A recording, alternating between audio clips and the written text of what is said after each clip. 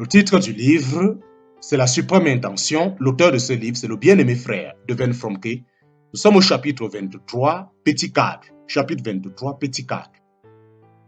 Lorsqu'une église locale a été fondée sur la base du message plus complet de la souveraineté et de la sainteté de Dieu, avec toutes les séparations qu'il comporte, une crise ultérieure de détachement et de séparation est évitée. Mais une séparation doit se produire avant qu'une église puisse exprimer son Seigneur d'une manière digne de lui. Oh, que de blessures et de divisions seraient évitées si le message de Dieu était présenté dès l'abord dans son intégralité. Dans les jours de tempête, au stade de l'herbe, la plante doit subir tant de violence et, dans les périodes de sécheresse, tant de flétrissures qu'elle semble devoir dépérir. Mais c'est là, au contraire, la méthode divine de la faire mourir et de produire le grain tout formé dans l'épi. C'est ce but merveilleux qui était en vue quand nous avons été unis à la suite d'une crise pour constituer une communauté. Prenons garde de ne pas perdre de vue les étapes nécessaires au développement entre l'herbe et le grain mûri. Nous avons donc bien compris que cette séparation, la sanctification, est le processus nécessaire de la croissance. Il y a naturellement une sanctification qui découle de notre simple position de chrétien. C'est la sanctification d'origine qui signifie que nous sommes en Christ.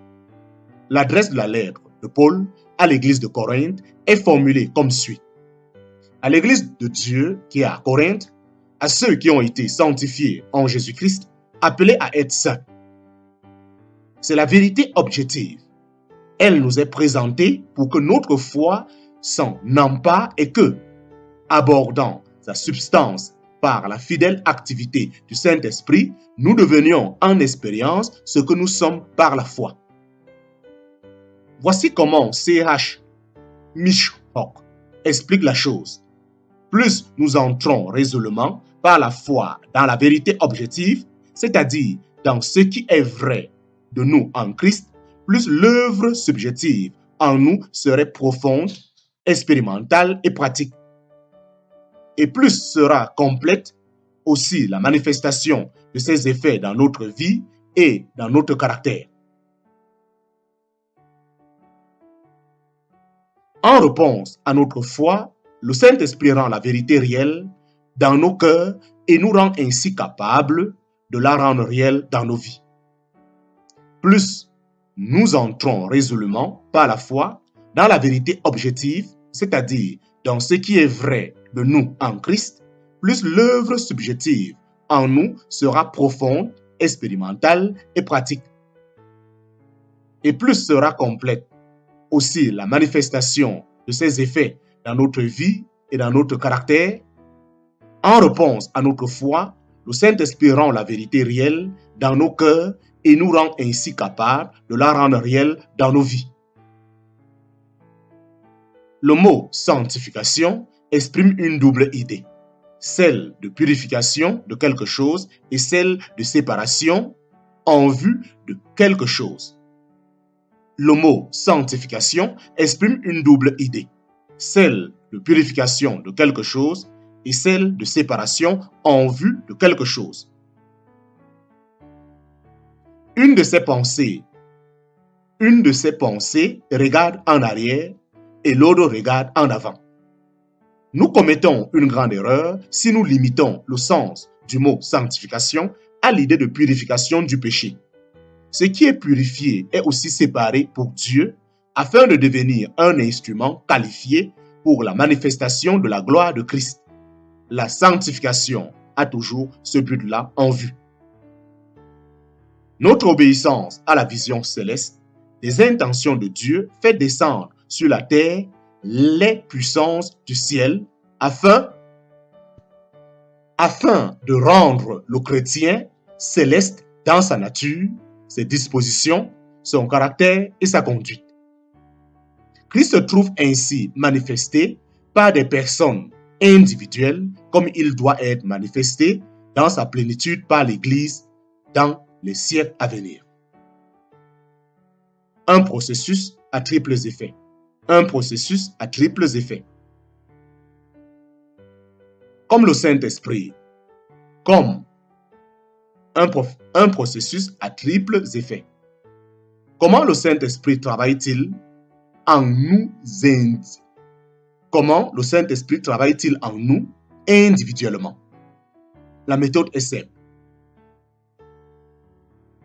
Il illumine le cœur du croyant, lui révèle la vérité et le rend capable de la traduire dans la vie pratique. Il devient l'esprit de sagesse et de révélation dans la connaissance de Christ. Le processus de sanctification peut se résumer en 3 mots. Révélation, appropriation et réalisation. Le Saint-Esprit met la vérité à découvert. C'est la révélation.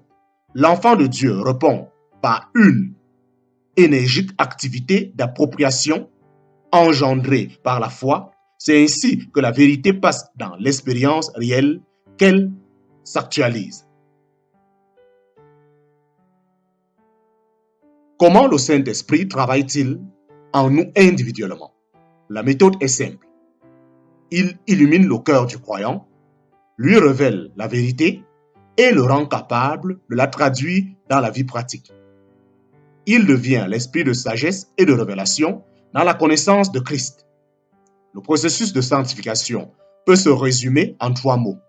Révélation, appropriation et réalisation. Le Saint-Esprit met la vérité à découvert, c'est la révélation. L'enfant de Dieu répond par une énergique activité d'appropriation engendrée par la foi. C'est ainsi que la vérité passe dans l'expérience réelle qu'elle s'actualise. Ce processus est continu, car il est constitué par une série de découvertes et de révélations progressives. Comme dans la vie individuelle du croyant et dans l'histoire de chaque communauté, de même dans l'histoire, l'Église a passé de l'herbe à l'épi, puis à la maturité du grain pour former dans l'épi. Nous verrons dans un chapitre ultérieur que Paul semble avoir compris qu'aucun degré de maturité ne serait réalisé par l'Église tant qu'elle n'aurait pas sa captivité retournée. Tout au long des siècles, elle a vu les choses à l'envers, vivant essentiellement pour ce qu'elle pouvait recevoir du Seigneur, mais tout à fait indifférente à ce qu'elle pouvait être pour lui en tant que corps. Une fois que la chose lui est devenue claire, le processus de sanctification devient pour elle un choix continuel entre ce qui est et ce qui contribue à la vie vécue pour lui.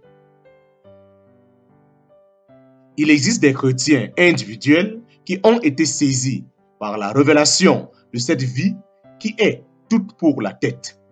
Mais pour dire les choses comme elles sont, nous sentons se former et grandir en nous une conviction profonde. C'est qu'une crise est à la porte, au cours de laquelle Dieu se servira de la persécution et de toutes sortes de pressions pour amener l'Église dans son ensemble à cette révélation. Sa captivité doit être retournée avant qu'elle ne renonce à son existence confortable, au plaisir et à la gloire qu'elle tire de ses propres exploits. Tant que sa captivité n'est pas changée, elle ne cessera jamais d'établir les programmes et de construire des luxueux bâtiments pour son propre honneur. Il existe des chrétiens individuels qui ont été saisis par la révélation de cette vie qui est toute pour la tête. Mais pour dire les choses comme elles sont, nous sentons se former et grandir en nous une conviction profonde. C'est qu'une crise est à la porte au cours de laquelle Dieu se servira de la persécution et de toutes sortes de pressions pour amener l'Église dans son ensemble à cette révélation. Sa captivité doit être retournée avant qu'elle ne renonce à son existence confortable, au plaisir et à la gloire qu'elle tire de ses propres exploits. Tant que sa captivité n'est pas changée, elle ne cessera jamais d'établir les programmes et de construire de luxueux bâtiments pour son propre honneur.